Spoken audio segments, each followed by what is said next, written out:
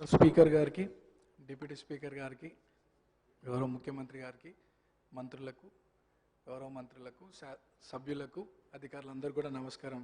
Speaker sir, first time మాట్లాడుతున్నందుకు చాలా హ్యాపీగా feel అవుతూ మీకు ధన్యవాదాలు తెలియజేస్తూ, గత 2 సంవత్సరాల క్రితం ఇదే సభలో గౌరవ ముఖ్యమంత్రి గారు ఒకానొక సందర్భంలో పేరు ప్రస్తావించడం, 2 సంవత్సరాల లోపే ఇక్కడ ఈ సభలో తోటి సభ్యుడిగా రావడం చాలా అదృష్టంగా, గౌరవంగా భావిస్తూ అధ్యక్ష, మా సామాన్య కుటుంబం నుండి వచ్చినటువంటి నాకు ప్రజాసేవ కల్పించే అవకాశం కల్పించినటువంటి మా ముఖ్యమంత్రి గారికి, కాంగ్రెస్ పార్టీ పెద్దలకు ఈ అవకాశాన్ని స్వాగతిస్తూ మా ప్రాంత ప్రజలందరూ కూడా నన్ను ఆశీర్వదించి సభకు పంపించడం వల్ల అందరికీ కూడా మనసారా కృతజ్ఞతలు తెలియజేస్తూ, సార్ ఈ సభలో మాట్లాడే ప్రతి మాట, ప్రతి అంశం కూడా ప్రజల జీవితాలతో ముడిపడింది కాబట్టి సభ గౌరవిస్తూ, సభ మర్యాదలను పాటిస్తూ ముందుకు సాగుతానని, మా ప్రాంత ప్రజల యొక్క సమస్యలు పరిష్కరించడానికి గౌరవ ముఖ్యమంత్రి గారి ఆశీస్సులతో, సలహాలు, సూచనలతో మా ప్రాంత ప్రజల సమస్యలు పరిష్కరిస్తూ వారి సంక్షేమ అభివృద్ధి కోసం సాగుతాను ముందుకి,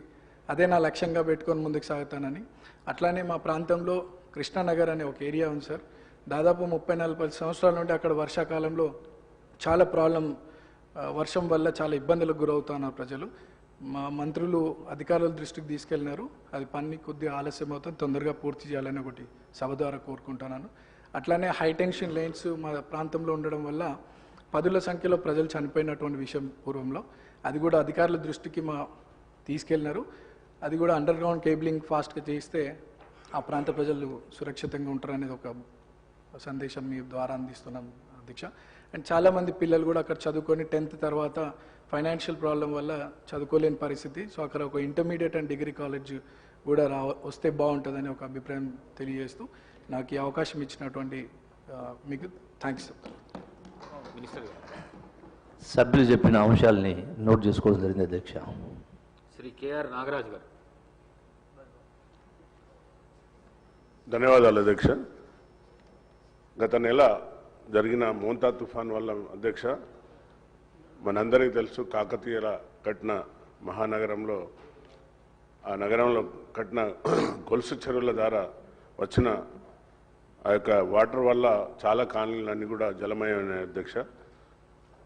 గౌరవ ముఖ్యమంత్రి గారు తక్షణమే వరంగల్ నగరాన్ని విజిట్ చేసి తగిన సూచనలు ఇచ్చే అధికారులకు, అలాగే ఎవరైతే బాధితులు ఉన్నారో వాళ్ళందరికీ కూడా 1 నెల రేషన్, అలాగే హౌస్ హోల్డ్స్ అందరికి కూడా 15,000 చొప్పున ఇవ్వడం జరిగింది అధ్యక్ష.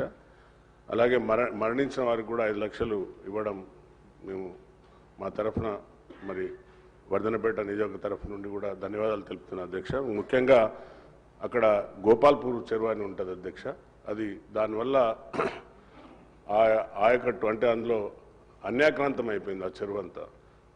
గత 10 సంవత్సరాలలో ఆ చెరువు యొక్క రూపురేఖలు మారిపోయి ఆ వచ్చిన వరద వల్ల ఆ చెరువు కట్ట తెగి వివేక్ నగర్ కాలనీ అని ఉంటుంది అధ్యక్ష, చెరువు కట్ట కిందనే అది మొత్తం కూడా పాపం ఉద్యోగస్తులందరూ కూడా ఎంతో కష్టపడి సంపాదించిన డబ్బుతో కట్టుకున్న వారి హౌస్ హోల్డ్స్ అన్నీ కూడా సుమారుగా ఒక్కొక్కరికి 15 లక్షలు, 20 లక్షలు, 25 లక్షలు ఒక్కొక్కరికి నష్టం జరిగింది అధ్యక్ష.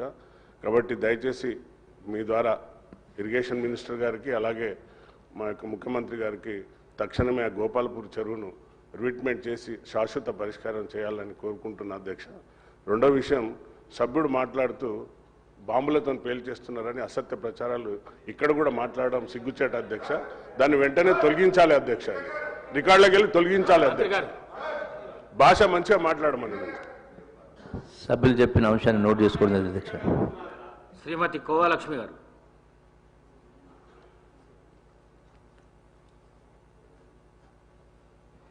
అధ్యక్ష నమస్కారం. మీకు ఈరోజు ఏదైతే మన అసెంబ్లీ ఈరోజు మరి మాట్లాడడానికి అవకాశం ఇచ్చినందుకు మీకు ప్రత్యేక ధన్యవాదాలు అధ్యక్ష. మరి మా కొమరంభీం జిల్లా ఆసిఫాబాద్ కాన్స్టిట్యుయెన్సీ మొత్తం కూడా ఆదివాసీ ప్రాంతం ఎక్కువ ఉంది.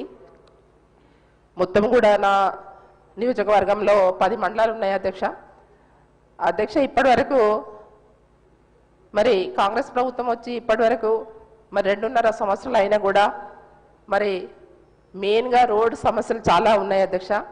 ఏదైతే ఆసిఫాబాద్ నుంచి ఉట్నూరు వరకు రోడ్డు చాలా ఇబ్బందికరమైన పరిస్థితి ఉంది అధ్యక్ష. రోజు యాక్సిడెంట్లు అవుతున్నాయి.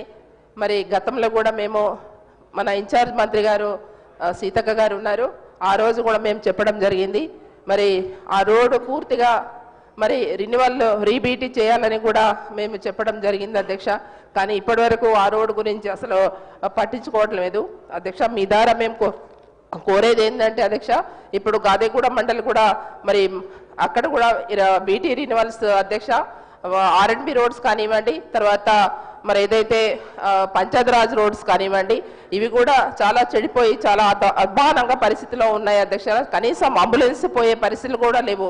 ఏదైతే గాదిగూడ మండలం నుంచి కూడా మారుగూడ నుంచి కొలమ్మ వరకు కూడా చాలా ఇబ్బందికర పరిస్థితి ఉంది.